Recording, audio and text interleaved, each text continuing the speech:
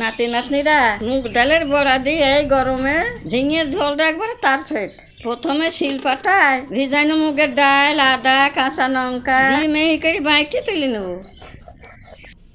ডাল বাটার মধ্যে লবণ, হলুদ সব একসঙ্গে ভালো করে মাখিয়ে রেখে দেবো। তারপরে আলু আর ঝিঙে নিয়ে ঝিঙের খোসা পাতলা করে ফেলে মধ্যে দিয়ে কাটে লম্বা লম্বা করে কেটে নেবো। ওর সঙ্গে আলু খোসাগুলো ছাড়িয়ে ফিস ফিস করে ধুয়ে নিয়ে আসবো।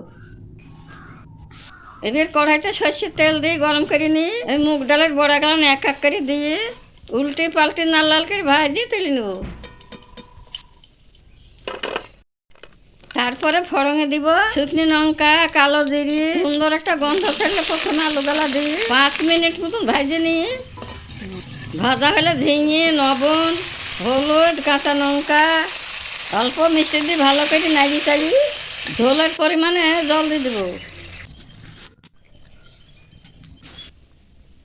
ঝোল ফুটি আলু ঝিঙে সিদ্ধ হলে ভাজা বড়া পোস্ত বাটা দিয়ে আরও 5 মিনিটের মতো ফুটে ফুটে রান্না করবো। ব্যাস, আর কিছু লাগবে না। এবার মাখো মাখো হলে নামিয়ে নেবো। সত্যি বলছি, নাতি নাতনিরা এই গরমে কম তেল মশলায় তৃপ্তি করা তরকারি খালে পেটও ঠান্ডা থাকে, মাথাও ঠান্ডা থাকে।